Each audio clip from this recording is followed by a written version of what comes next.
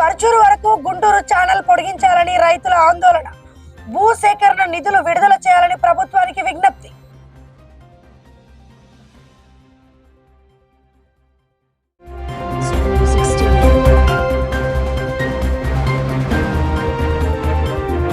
మార్టూరులో ఘోర రోడ్డు ప్రమాదం. బొలెరో ఢీకొని బైక్ దారుడు అక్కడికక్కడే మృతి.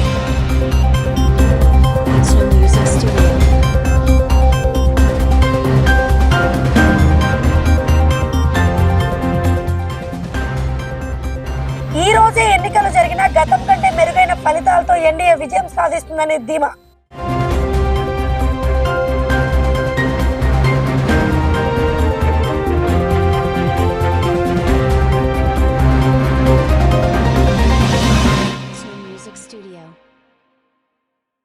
అమరావతి భూసేకరణపై మంత్రి నారాయణ సమీక్ష.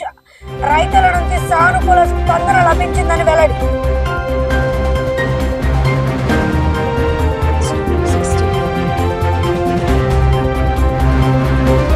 త్రిషాపై వ్యాఖ్యల కేసులో ఉదయనిధి స్టాలిన్ అరెస్ట్. ముందస్తు బెయిల్పై హైకోర్టులో అత్యవసర విచారణ. ఉరవకొండలో మాజీ ఎంపీ గోరెంట్ల మాధవ్ అరెస్ట్. పెనుకొండలో మాజీ మంత్రి శేఖర్ నారాయణ హౌస్ అరెస్ట్.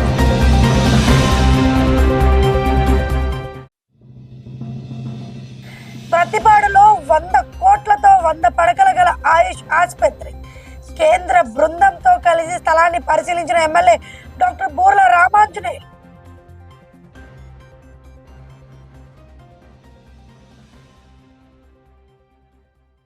మాజీ ఎమ్మెల్యే ముస్తఫా అరెస్ట్ పై స్పందించిన నూరి ఫాతిమా.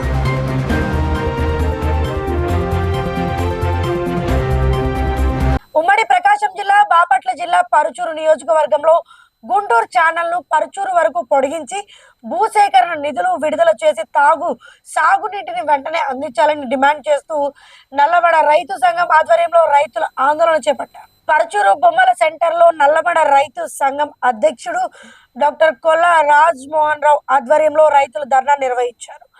గుంటూరు ఛానల్ ను పరుచూరు వరకు పొడిగించి భూసేకరణ పునఃప్రారంభం చేసేందుకు నిధులు విడుదల చేయాలని వారు ప్రభుత్వాన్ని కోరారు. కొత్త గెజెట్ నోటిఫికేషన్ జారీ చేసి భూసేకరణ ప్రక్రియను వేగవంతం చేయాలని, పాలపర్రు లేదా ఏడబాడు వద్ద కాలువను నిలిపివేసేందుకు పరుచూరు వరకు తవ్వి ఈ ప్రాంతానికి సాగునీటిని అందించాలని డిమాండ్ చేశారు. అనంతరం రైతులు ర్యాలీగా వెళ్లి డిప్యూటీ తహసీల్దార్ సుధా రాణికి వినతి పత్రం సమర్పించారు. ప్రభుత్వం స్పందించకపోతే ఉద్యమాన్ని మరింత ఉధృతం చేస్తామని రైతు సంఘం నాయకులు హెచ్చరించారు.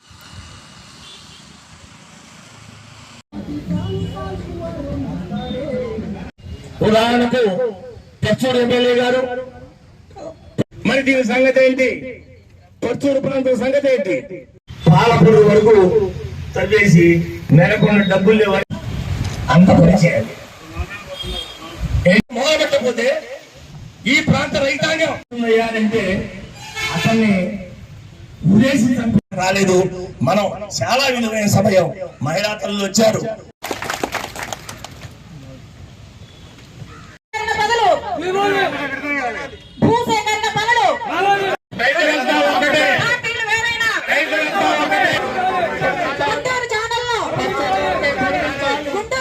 వెళ్ళాలి, లేకపోతే ఓళ్లలోకి పైపులు ఎట్లా రావాలి, వాటి కోసం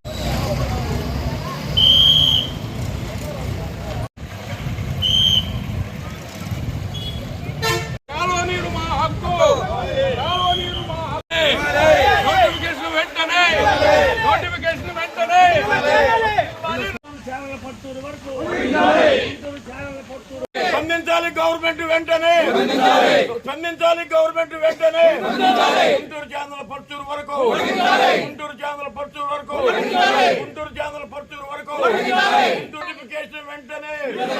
సాగునీరు తాగునీరు, సాగునీరు తాగునీరు, సాగునీరు.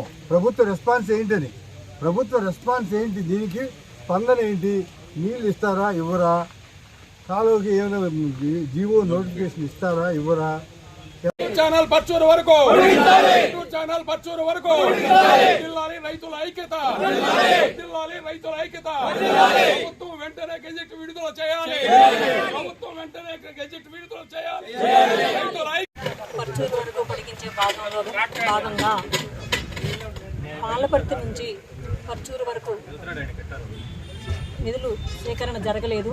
ఈ నిధుల సేకరణ వెంటనే ప్రారంభించి నిధుల సేకరణను విడుదల చేసి పనులు వెంటనే ప్రారంభించాలని కోరుతున్నాము. గత దశాబ్దాల కాలంగా ఈ పోరాటం జరుగుతుంది. ఈ పోరాటంలో భాగంగా ఈ పాలపర్తి నుంచి పర్చూరు వరకు నిధులు కేటాయించకపోవడం కారణంగా ఈ ధర్నా కార్యక్రమం చేపట్టవలసి వచ్చింది. ఈ ధర్నా చేస్తానని చెప్పేసి ఈ రోజు నుంచి కాదు, దాదాపు 100 సంవత్సరాల నుంచి చెప్తుంది. ఇప్పటి వరకు కూడా ఇవ్వట్లేదు. ఎందుకు? ఈ ప్రాంతంలో నుండి ప్రజలంటే చులకన లెక్కలేదా? ఎందుకని పెట్టుకోవట్లేదు? వందల వేల కోట్ల రూపాయలు ఖర్చు పెడుతున్నారు. బుల్లెట్ ట్రైన్ వేస్తే ఎంత అవుతుంది తెలుసా? 200 లక్షల కోట్లు. మన కాలువకి ఎంత అవుతుంది తెలుసా? 240 కోట్లు. ఆ బుల్లెట్ ట్రైన్లో ఇక్కడ ఉన్న వాళ్ళు ఎవ్వడూ ఎక్కడానికి ఆ ఛార్జీలు పెట్టలేనంత ఛార్జీ ఉంటుంది. ఈ పన్నుల డబ్బులతోటి బుల్లెట్ ట్రైన్లు లేకపోతే పెద్ద పెద్ద కడుతున్నారు. కట్టొద్దని నేను అంటలా, కానీ మనిషి బతకాలంటే కావలసినటువంటి నీళ్ళని ఇవ్వకుండా, పొలాలకి నీరు ఇవ్వకుండా పెద్ద పెద్ద చెప్పేసి కనీసం 250 కోట్లతో అయిపోయేటువంటి ప్రాజెక్టు వదిలిపెట్టి చేస్తున్నాం. ఈ పర్చూరు ప్రాంతం ఒక ప్రత్యేకమైనటువంటి ప్రాంతం. మీకు పోలవరం పూర్తయినా ఇక్కడికి నీళ్ళు రావు, బనకచర్ల పూర్తయినా కానీ ఇక్కడికి నీళ్ళు రావు, పెన్నా నదికి అనుసంధానం చేసినా ఇక్కడికి నీళ్ళు రావు. ఎందుకనంటే ఇక్కడికి కాలువలు లేవు, కనెక్షన్ కాలువలే లేవు. మనకి రిజర్వాయర్ అవసరంలా, ఊరికే కాలువలు తవ్వి కృష్ణానది కనెక్ట్ చేస్తే అయిపోయేటటువంటి దానికి. బాపట్ల జిల్లా మార్టూరులో జరిగిన రోడ్డు ప్రమాదంలో ఓ వ్యక్తి అక్కడికక్కడే ప్రాణాలు కోల్పోయాడు. నేతాజీ నగర్ కు చెందిన మణిక బాబు 57 చిలకలూరుపేటలో వ్యక్తిగత పనులు ముగించుకొని టీవీఎస్ ఎక్సెల్ పై మార్టూరు వస్తుండగా ఎదురుగా వచ్చిన బొలెరో వాహనం ఢీకొట్టింది. ప్రమాదంలో ఆయన అక్కడికక్కడే మృతి చెందారు. సమాచారం అందుకున్న మార్టూరు పోలీసులు సంఘటనా స్థలానికి చేరుకుని కేసు నమోదు చేసి దర్యాప్తు చేపట్టారు. ఈ రోజు ఎన్నికలు జరిగిన గత ఎన్నికల కంటే మెరుగైన ఫలితాలతో ఎన్డీఏ కూటమి విజయం సాధిస్తుందని రాజకీయ వర్గాలు ధీమా వ్యక్తం చేశాయి. ప్రజల మద్దతు మరింత పెరిగిందని, విజయంపై ఎలాంటి సందేహం లేదని పేర్కొన్నారు.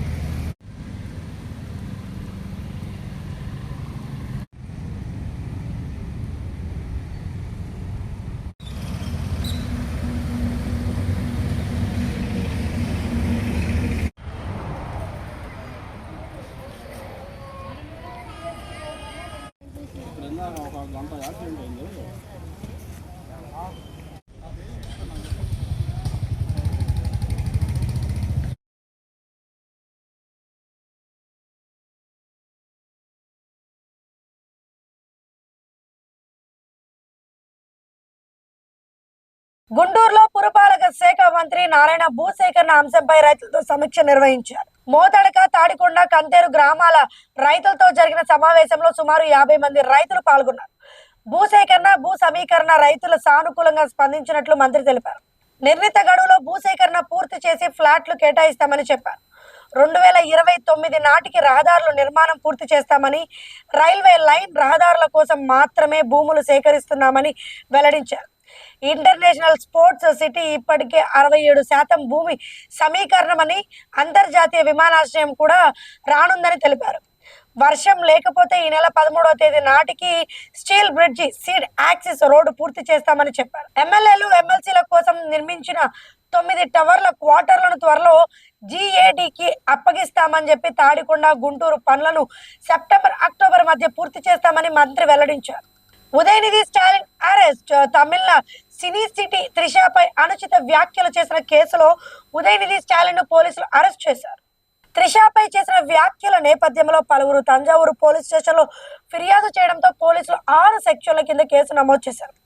ఈ నేపథ్యంలో ముందస్తు బెయిల్ కోసం ఉదయనిధి స్టాలిన్ మద్రాసు హైకోర్టును ఆశ్రయించగా దీనిపై మధ్యాహ్నం అత్యవసర విచారణ జరగనుంది.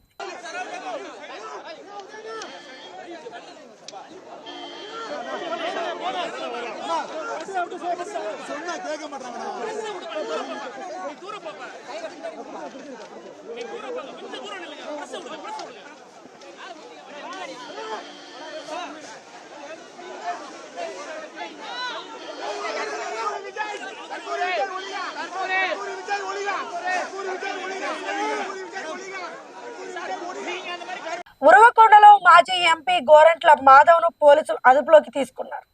మంత్రి పయ్యావుల కేశవ్ అక్రమాలను నిరసిస్తూ వైఎస్ఆర్సీపీ సమన్వయకర్త విశ్వేశ్వరరెడ్డి చేపట్టిన ధర్నాకు వెళ్తుండగా మాజీ ఎంపీ గోరంట్ల మాధవ్ను పోలీసులు అడ్డుకొని అదుపులోకి తీసుకున్నారు. అదే సమయంలో పెనుగొండ మాజీ మంత్రి శంకర్ నారాయణ కూడా హౌస్ అరెస్ట్ చేశారు.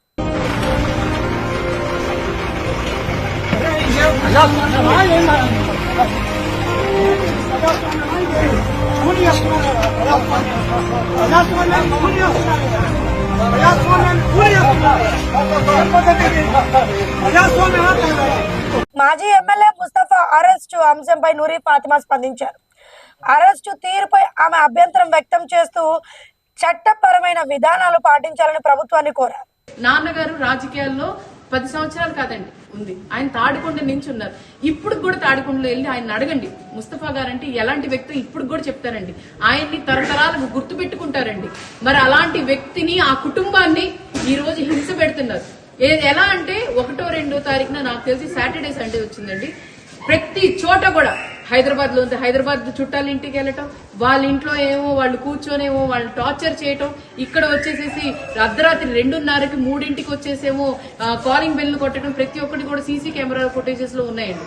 అలాగే ఇంకోటి ఏంటంటే సీసీ కెమెరా ఫుటేజెస్ నేను అడిగింది ఏంటంటే సీఏ గారండి, మీరు తీసుకెళ్తే తీసుకెళ్లారు, ఒక కాపీ ఇవ్వండి మీరు తీసుకెళ్తున్నట్టు అని అంటే మా తెలుసులే అంటే అవును మీరు అసలు కరెక్ట్ గా ఒక సిస్టమేటిక్ ప్రకారంగా ఇన్వెస్టిగేషన్ చేస్తున్నారా? అసలు ఇన్వెస్టిగేషన్ ఏ విధంగా చేయాలో మీకు తెలుసా? తెలిసి కూడా మీరు ఈ విధంగా చేయడం అనేది ఎవరు చెప్తే మీరు చేస్తున్నారని చెప్పి నేను పోలీస్ వ్యవస్థను అడుగుతున్నాను.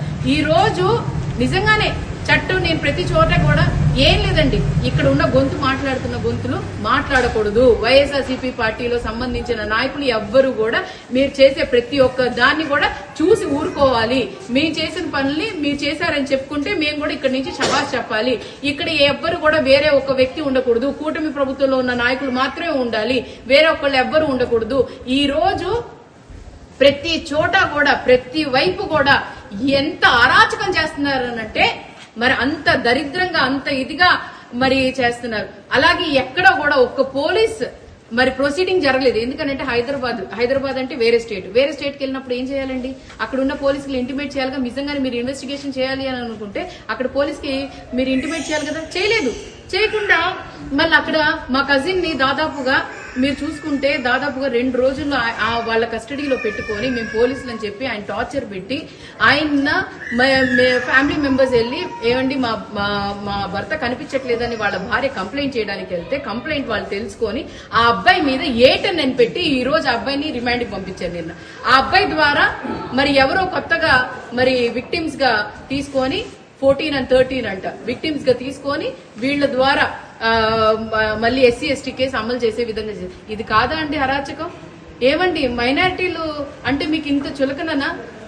ఇప్పుడు దాకా అంటే ఎవరిని అంటే ఇప్పుడు దాకా నాకు తెలిసి SC ST BC సంబంధించిన ప్రతి ఒక్కరిని కూడా కదిలించాము. వాళ్ళందరినీ అగ్రవర్గాలు లేకపోతే ప్రతి ఒక్కరిని కూడా మేము జైలుకి పంపించాము.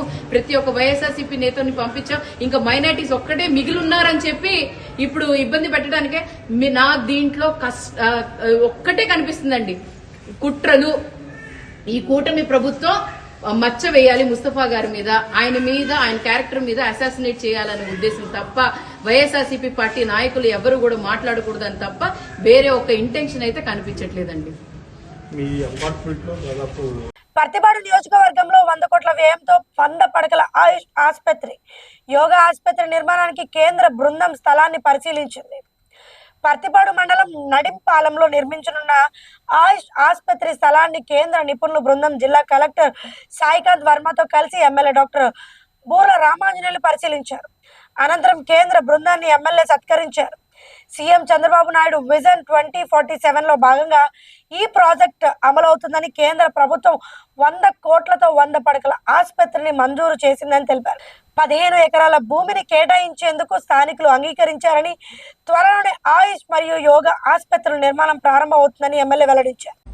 మన ప్రియతమ ముఖ్యమంత్రి నారా చంద్రబాబు నాయుడు గారు కోరినట్టుగా కేంద్ర ప్రభుత్వం మన రాష్ట్రానికి 100 పడకల ఆయుష్ హాస్పిటల్ని మంజూరు చేయడం, ఆ 100 పడకల ఆయుష్ హాస్పిటల్ని పత్తిపాడు నియోజకవర్గ పరిధిలోనే ఇవ్వాలని ముఖ్యమంత్రి గారు నిర్ణయించడం, దాని మేరకు కేంద్రం నుంచి నిపుణులు ఇప్పటికి రెండోసారి కూడా రావడం, మొదటిసారి వచ్చినప్పుడు వారు కొన్ని అబ్జెక్షన్స్ని రైజ్ చేయడం, ఆ అబ్జెక్షన్స్కి జిల్లా కలెక్టర్ గారు, తర్వాత అదేవిధంగా ఆయుష్ డైరెక్టర్ గారు వారు వాటికి సంబంధించి సమాధానాలు కూడా ఇవ్వడం జరిగింది. ఆ సమాధానాలని దృష్టిలో పెట్టుకొని మళ్ళా మన ప్రియతమ కేంద్ర మంత్రివర్యులు తమ్మసాని చంద్రశేఖర్ గారు చొరవతో మళ్ళా ఒక్కసారి ఢిల్లీ నుంచి నిపుణులు ఈరోజు వచ్చారు. మరి ఇప్పుడు ఈరోజు మా నాయకులు, స్థానిక నాయకులు అందరూ కూడా ఇక్కడే ఉన్నారు. ఈ గ్రామానికి సంబంధించినటువంటి నాయకులు కూడా ఉన్నారు. నడింపాలెంలో 15 ఎకరాల భూమిని ఇవ్వడానికి మరి జిల్లా కలెక్టర్ గారు, తర్వాత మన స్థానిక నాయకులు, మరి ప్రజాప్రతినిధిగా నేను అందరూ కూడా అంగీకరించాం. దీనికి సంబంధించి జిల్లా కలెక్టర్ గారి నుంచి స్పెషల్ రిపోర్ట్ అక్కడికి వెళ్తుంది. సో బహుశా తొందరలోనే మనకు ఆయుష్ హాస్పిటల్ రావడం అనేటువంటి జరుగుతుంది. ఇక్కడ కొన్ని వాళ్ళు ఆయుష్ హాస్పిటల్ నిర్మాణం చేయడానికి, ఎందుకంటే 100 కోట్ల రూపాయలతో ఇక్కడ యోగా, ఆయుష్ రెండు కూడా ఆరోగ్యానికి సంబంధించి ఏదైతే మన ముఖ్యమంత్రి గారు 2047 విజన్ ఉందో ఆరోగ్యాంధ్రకు సంబంధించినటువంటి ఒక ఆలోచనలో భాగంగానే ఈ కార్యక్రమం జరుగుతుంది. సో మేము మాటల ప్రభుత్వం కాదు, ఇది ఎప్పుడు కూడా చేతల ప్రభుత్వమే. మేము ఏదైతే చెప్పామో, మాకు ఏదైతే విజన్ ఉందో ఆ విజన్ని ఫుల్ఫిల్ చేయడానికి ఒక్కొక్క స్టెప్గా మేము ముందుకు వెళ్తున్నాం అన్నది ప్రజలు గమనిస్తున్నారు. అందులో భాగంగానే ఈరోజు ఆయుష్ యోగా హాస్పిటల్ ఇక్కడ తొందరలోనే ప్రారంభం అవుతుందని ఆశిస్తున్నాం. ఈ వార్తలు ఇంతటితో సమాప్తం. చూస్తున్నాండి నిస్సి టీవీ.